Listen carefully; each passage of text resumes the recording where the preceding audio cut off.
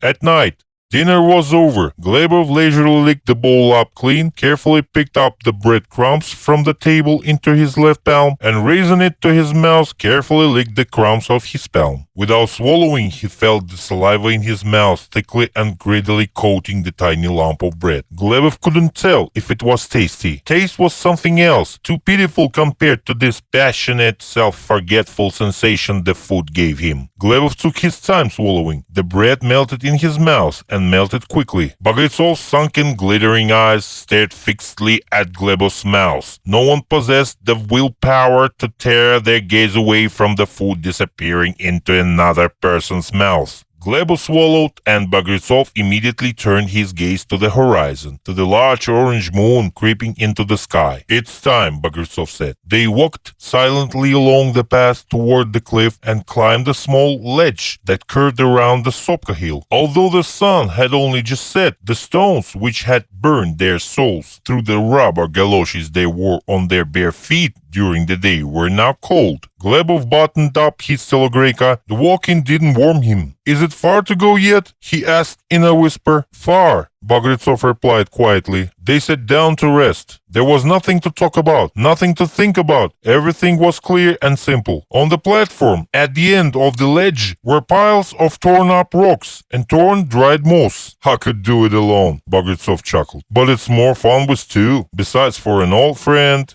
They were brought on the same ship last year. Bagritsov stopped. "We need to lie down or they will see." They lay down and began tossing stones aside. There were no large stones, ones that couldn't be lifted and moved by two people, because the men who had tossed them there that morning were no stronger than Glebov. Bagritsov swore softly. He'd scraped his finger and was bleeding. He sprinkled sand on the wound, tore a piece of cotton wool from his telegreka, and pressed it. The bleeding wouldn't stop. "Poor clothing," Glebov said indifferently. "Are you a doctor or what?" Bagritsov asked, sucking out the blood. Glebov remained silent. The time when he was a doctor seemed very distant. And had such a time ever existed? Too often that world beyond the mountains, beyond the sea, seemed like a dream, a fiction. The minute, the hour, the day from rising to lights out were real. Beyond that, he couldn't imagine and couldn't find the strength to imagine like everyone else. He didn't know the past of the people around him, and he wasn't interested in it. However, if Bagritsov were to announce himself a doctor of philosophy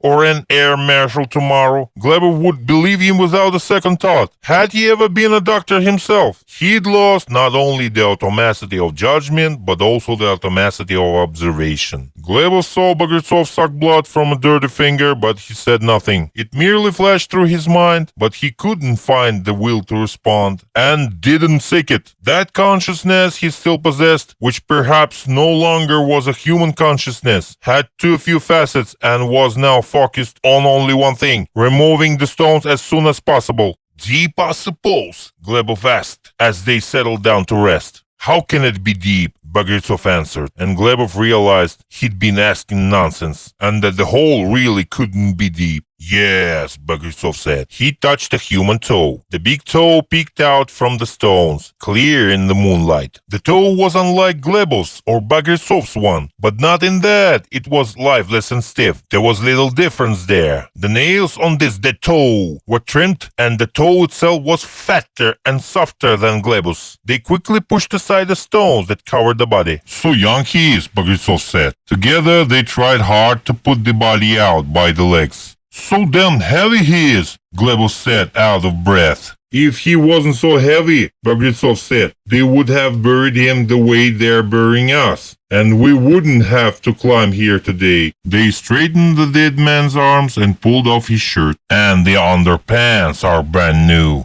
Bagritsov said with satisfaction. They pulled off the underpants too. Glebov tucked the underwear under his telegreka. "Better put it on yourself," Bagritsov said. "No, I don't want to," Glebov muttered. They laid the dead man back in the grave and covered it with stones. The blue light of the rising moon fell on the stones, on the rare taiga forest, revealing every ledge, every tree in a special undaylight aspect. Everything seemed real in its own way, but not the same as during the day. It was like a second, nocturnal image of the world. The dead man's underwear warmed in Glebov's bosom and no longer seemed someone else's one. I could use a smoke, Glebus said dreamily. You will smoke tomorrow, Bagrisov smiled. Tomorrow they will sell the underwear, trade it for bread, maybe even get some tobacco.